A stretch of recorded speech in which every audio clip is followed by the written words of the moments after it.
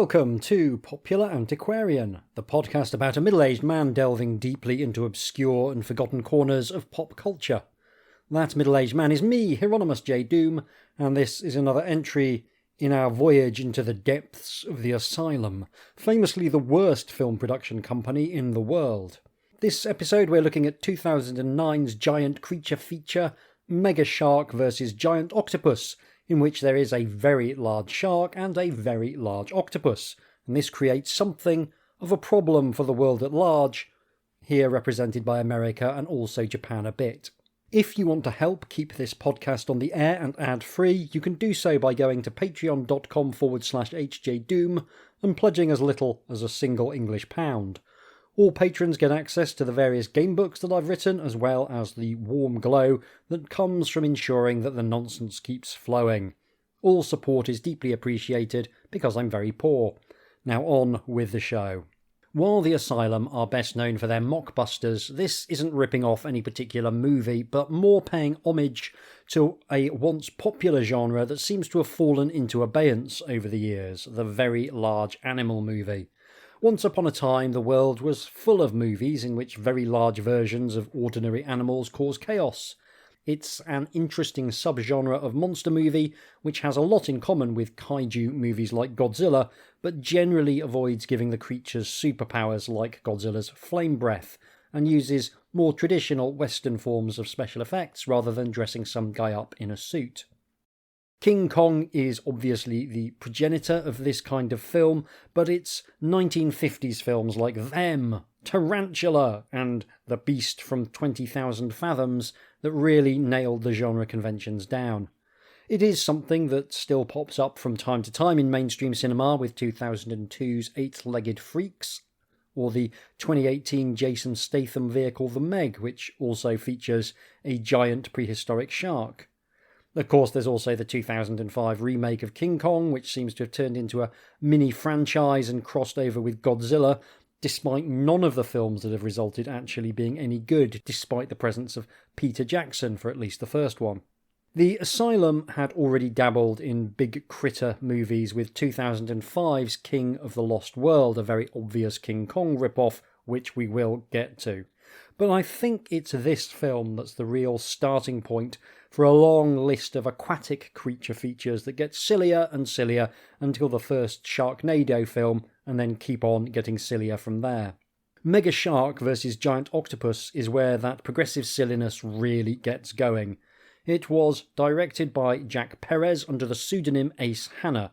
He's a fairly successful director, in the very precise sense that he has 25 directing credits on IMDb. I don't think he's all that successful in any of the other ways I traditionally measure success, such as having his own Wikipedia page or a bio on IMDb that includes his date of birth or indeed any biographical information. He's very much the template of the struggling journeyman director which the Asylum seems to love. He also wrote the screenplay and, as we'll see, seems to have a good idea of precisely what's possible using the minuscule budget allocated to him. The film stars Debbie Gibson, Lorenzo Lamar, Vic Chao and Sean Lawlor, and of these I would say Debbie Gibson is very much the biggest star, in that she's apparently had a moderately successful pop career and dabbled in acting from time to time on top of that. And when I say moderately successful, I mean that she's had multiple platinum-selling albums and #1 hit singles, but hasn't really bothered the upper echelons of the charts since the early 90s, and that was a good 15 years before she starred in this. She is still releasing music and doing TV appearances to this day, and I think the reason I'd not heard of her before is that she doesn't seem to have made it out of the US much, and anyway, I was paying zero attention to the charts in her heyday of the late 80s, early 90s. Now, I like a good giant critter movie, although not as much as I like a good kaiju movie, so I was very interested to see what I made of this one. Let's have a look at the plot. We kick off with some very odd titles that mix stock footage of mountains with stock footage of underwater stuff. The orchestral score is genuinely quite good and memorable. Certainly more memorable than most modern Marvel movies, so that is a nice little bonus. The action proper begins with Debbie Gibson's character piloting an experimental submarine to check on some whales off the coast of Alaska. She's a whale scientist. Meanwhile, a not at all sinister helicopter is conducting an illegal sonar test in exactly the same spot. This causes the whales to panic, which is bad. It damages the sub, which is worse, but it also frees a mega shark and a giant octopus from some ice, which is arguably the worst thing of all. Somehow Gibson, despite having a front row seat, only catches the merest glimpse of the two monsters, each of which is the size of a Tesco on a retail park. It's worth noting two things at this stage. The first is that the makers have definitely been sold on the idea that camera shake can simulate an impact, something we saw in The Terminators. The second is that a lot of Deborah Gibson's reactions make her look like she's about to be sick. We then cut to stock footage of an ocean drilling station. Honestly, stock footage ought to be the top billed star of this movie, because those video libraries are getting a workout. We've barely got time to register what's going on before it's attacked by the giant octopus, which consists of superimposing some randomly flailing tentacles on some stock footage of an ocean drilling station, and then doing close-ups and camera shakes on the actors as they react to this thing. From this, we are to understand that the drilling station has been destroyed. Back on land, Debbie Gibson is investigating a dead whale that has washed up on shore. That makes me sad. She notices the damage looks weirdly organic, and something seems to be sticking out of the carcass. But her boss didn't become a scientist in order to look into anomalies, and tells her to drop it. I love film depictions of scientists with absolutely zero intellectual curiosity. "Don't love the ocean too much," he says. "It doesn't love you back." Which is stupid, but arguably true. Gibson drinks on a beach with her navigator, and it seems like they may have borrowed the experimental sub without asking, and she's going to get fired. Realising she's got nothing to lose, she pops back to the whale carcass and removes the odd thing from its flank. She's a maverick whale scientist, and she's not going to play by the man's whale science rules. We now move to another character in Japan, a different scientist played by Vic Chao, who has two things going for him. One, he's passably handsome, and two, he's got a voice so smooth you could use it to fry sausages. His voice is going to be doing some serious heavy lifting later when they decide they don't have the budget to actually show some stuff. Chao is investigating the destruction of the drilling platform, and he's got a survivor to draw the thing that did it. The survivor obligingly draws a very accurate giant octopus, which allows Chao to stroke his chin and ponder what this could mean. We then cut to the single greatest moment in this movie. There is a plane, doing plane stuff, flying and that. There's people on board, doing people on board a plane stuff, sitting around and that. All seems well, despite a bit of unhelpful turbulence. Then, a giant shark leaps out of the ocean like a murderous salmon and bites the plane out of the sky. There's a lot of close-ups and camera shake as normal, but that's cut between a bunch of shots of the shark literally biting this plane like a dog catching a frisbee, and it's glorious and looks surprisingly good, probably because they kept the actual shots blisteringly short, so you get a good idea of what's happening, but not enough time to actually take in how rubbish it all looks. We are 20 minutes in, we've already got up a decent head of steam. The octopus and shark have both done big attacks. This is seemingly positive, but appearances can be deceptive because we're about to hit the inevitable lull that tends to strike a lot of low-budget monster movies once the premise has been established and we now need to spin our wheels a bit before the big finish kicks in. In this case, spinning our wheels involves Gibson meeting up with her old mentor, a middle-aged Sean Connery knockoff played with avuncular indifference by professionally crumpled Irish character actor Sean Lawlor in one of his final screen roles before his early death later in 2009. Lawlor was not just her whale science mentor, but also a nuclear submarine driver, before he was fired for driving nuclear submarines very badly to avoid whales. This may be important later. Gibson tells Lawlor that she's been fired for her own submarine-based misdemeanours, and they repair to Lawlor's house for a science montage. We get the works, looking tired, shaking test tubes, computers doing computer stuff, drinking coffee. At the end of this, we learn that the weird shard of stuff she took out from the dead whale was a shard of a shark tooth. And not just any shark either, an extinct megalodon large enough to bite planes out of the sky. Lawlor seems absolutely delighted that there's a shark the size of Wembley Stadium out there somewhere, but they're interrupted by soldiers with guns who whisk them off to a secret base. The externals of the secret base look like a factory that makes gravel, and the interior looks like a single wall under a purple light with a table. We get introduced to the other technical lead actor, Lorenzo Lamar, who honestly brings nothing to the table except a horrible ponytail and the kind of attitude problem I associate with men with horrible ponytails. He is in charge of this base, and he's going to behave like the biggest military jerk in the world until everyone knows it. He seems to have also contacted Vic Chao with the permission of the Japanese government, and he wants the three of them, Gibson, Lawlor and Chao, to do something about the giant sea monster problem that seems to have sprung up. Gibson, Lawlor and Chao go to the seafront to talk and eat chips, proper British-style chips that is, not crisps.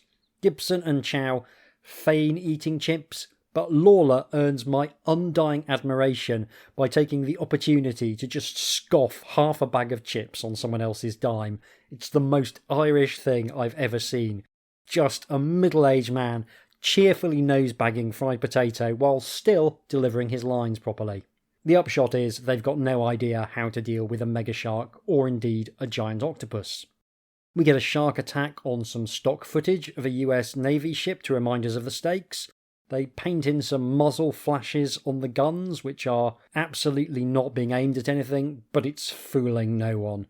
The final moment is a high-speed zoom onto the rudder of the ship, presumably from the perspective of the shark, while the captain shrieks, "No!" and the screen shakes violently. Meanwhile, our plucky scientists have hit on the idea of corralling the beasts in separate bays to keep them under control. Of all the bays in the world, apparently the literal best choices are San Francisco Bay and Tokyo Bay. And I've always thought that heavily built up areas were the ideal place to put giant monsters. Absolutely nothing can go wrong with this plan.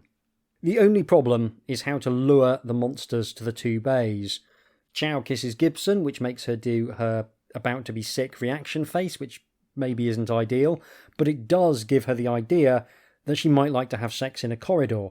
And after they've had sex in the corridor, they share some creepy pillow talk about how nice they both smell, and that immediately makes them think it would be a good idea to lure giant monsters to heavily populated areas using pheromones. The nice, sexy smells. It's time to get dressed and do an almost identical science montage, because apparently the process of identifying a tooth and the process of making giant octopus pheromones are functionally identical. We are somehow only 45 minutes into this. We proceed with the cunning plan, and shockingly it doesn't go well. Firstly, the experimental sub struggles to deploy the pheromones, leading to a near miss with the shark. Secondly, the horrible military man with the awful ponytail decides that corralling the shark is a less good plan than killing it with stock footage of boats. He orders his stock footage to attack, which ends very badly, and then the shark eats quite a large chunk of some stock footage of the Golden Gate Bridge. Chao is in Tokyo, and the budget is definitely not stretching to a giant octopus attack on Tokyo, so he's forced to describe it with his lovely smooth voice in a video call to Gibson and Lawlor. He looks genuinely haunted, and it's the best acting in this film by a country mile. I can see why he gets a lot of voice work. Apparently, shooting a giant octopus only angers it. This plan has gone brilliantly. Captain Ponytail has a new plan, and it's nuclear weapons. He has a character arc, and it's to behave like a bigger and bigger jerk in each and every scene, and it's a little bit of a highlight of the film. I love seeing a genuine military jackass. Gibson has a much better plan. The mega shark and the giant octopus were somehow frozen in ice in the middle of trying to kill each other millions of years ago. Why not let them finish the job? This plan is a lot more environmentally friendly than detonating nukes, and has the advantage that they can still use their big canister of sexy monster juice to lure them together. We now move to the climax of the movie, which actually delivers a fair amount of tension because everyone's on board submarines, and being on board a submarine is intrinsically scary. Captain Ponytail is leading one group of American subs, and Chao has some Japanese subs, and they're trying to bring the two beasts together so they can renew acquaintances and indeed hostilities. Being in a tin can underwater is a naturally tense situation, even if there aren't giant monsters, and while this is by no means Das Boat, it still rings some very stressful moments from the setup. The monsters are heading north, and a giant shark attack on some stock footage of a Russian boat offers the American submarine group the chance to make contact and draw the mega shark into open water for a rendezvous with its heavily tentacled friend. Things don't pan out, and the shark takes out the entire submarine group and chases the sub with Gibson and Lawlor on. Captain Ponytail is not taking these reversals of fortune well. He's more of a pain in the backside with every passing moment. The giant shark is chasing them, but Lawlor remembers a maze of trenches from his days driving a nuclear submarine. They decide to go through the trenches at top speed to lose the shark, but the submarine driver loses his nerve, which is understandable, honestly, and also one of the best sequences in the film. He starts waving a gun around and says they're all going to die, and yes, he might well have a point. The shark is closing in, it's very tense. Gibson punches him out, Lawlor takes the wheel. He's a really good submarine driver, it turns out, and they think they've escaped. Then, it turns out they haven't. The shark has found them, but Chao comes to the rescue at the very last second. Gibson and Lawlor have to abandon ship regardless, and for reasons that are entirely unclear, they decide to take Captain Ponytail on the experimental sub with them. The last US sub explodes. Then Chao's submarine is attacked by the giant octopus, which seems to be shaking it like a kid trying to work out how much money they've got in their piggy bank. It's also, for unclear reasons, making a noise like an old man drinking a really satisfying cup of tea. The sort with scum on the surface and about 12 sugars. Is Chao dead, the latest victim of tragic foreigner syndrome? We'll have to wait to find out, because we're finally getting the monster smackdown we were promised, and that's nice. The mega shark and the giant octopus smack down in a contest of squeezing versus biting, and honestly it doesn't look that bad. The dark and murky waters hide a lot of the issues with textures, and these dark shapes flailing at each other in the gloom is quite effective. Eventually a kind of no-score draw is declared, and the two beasts sink into the depths, still wrapped together. Chao turns out to be alive after all, which is nice, and it's all over, bar a quick post-action coda. That's the movie, and if it seems like a lengthy summary, it's because a lot happens. And that's one of the marks in this film's favour. It definitely has a bit of a lull in the middle between the shark eating the plane and the gently demented finale with submarines getting taken out all over the place, but I've seen many worse lulls in many better films, and this gets bonus points from me for skating right along the catastrophe curve of low-budget cinema, where it's not got the money to do the things that you'd want to do and instead has to improvise wildly to get something that resembles the kind of film you'd make if you'd had the money.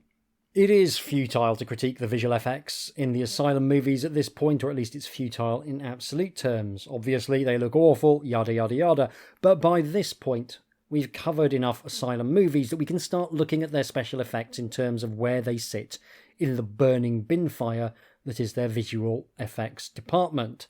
Are they perched atop the flaming bin, like yesterday's half-eaten meal deal sandwich, or lurking in the bottom with last week's soggy tea bags?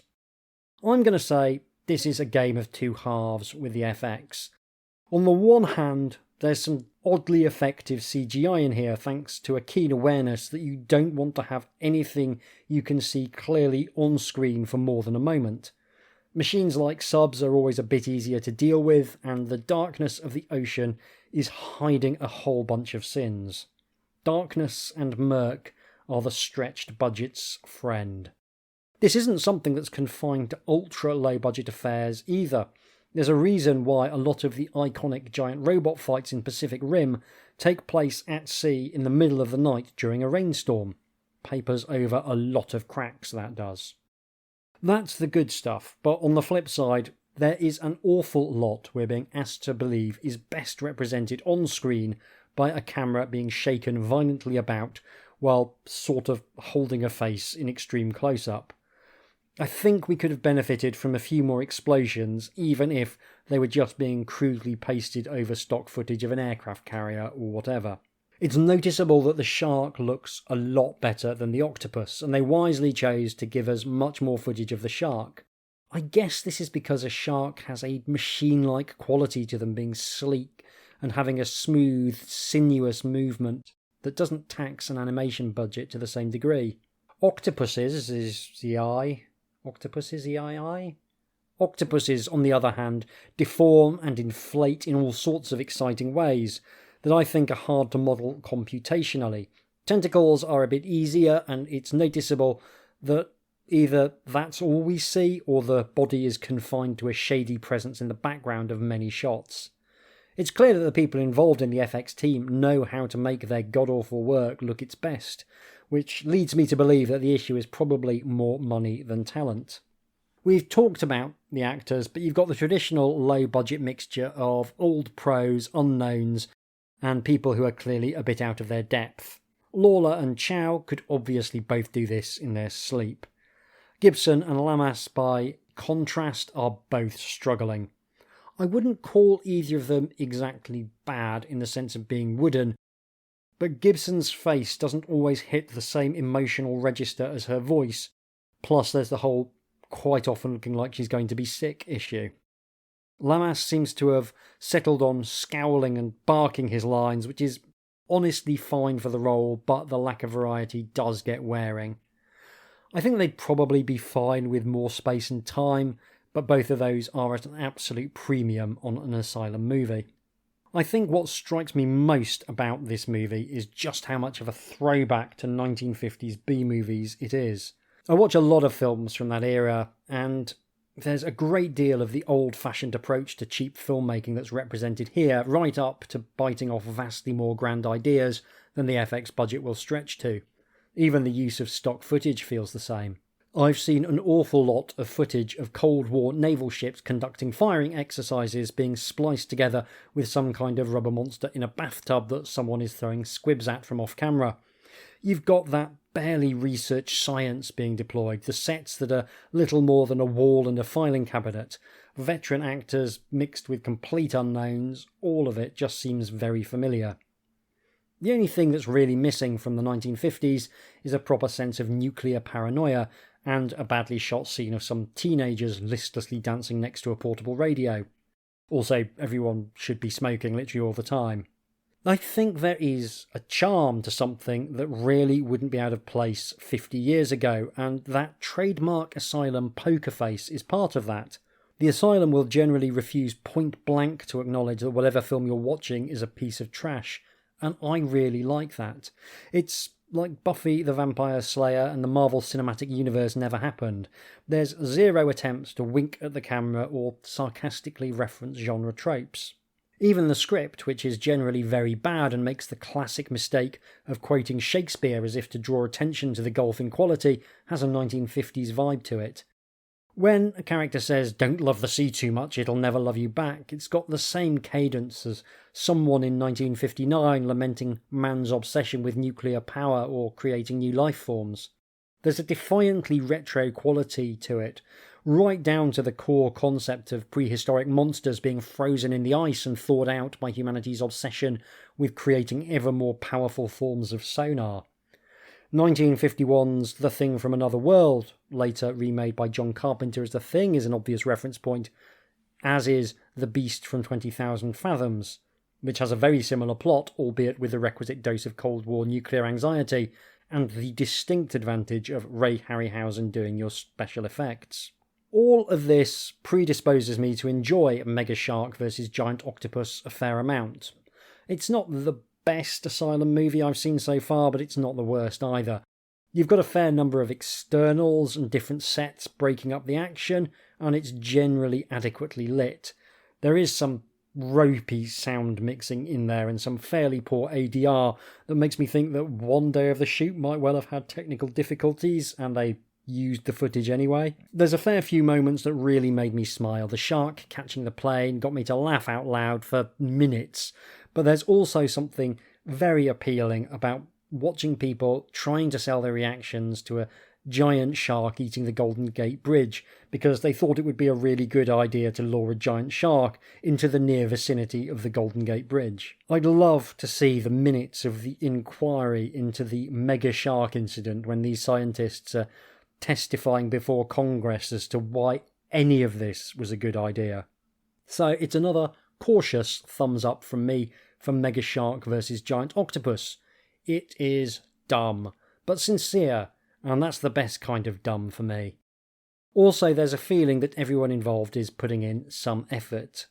I think you generally get to see the best side of the Asylum in production terms when they're making TV movies for the Sci-Fi Channel, because there is some sort of external oversight that means that they do need to turn out something that looks like an actual movie someone might show on television. It's not good, obviously, but it's spawned a bunch of sequels for a reason, and that's because there's enough here to keep a viewer interested for the tight 90-minute runtime.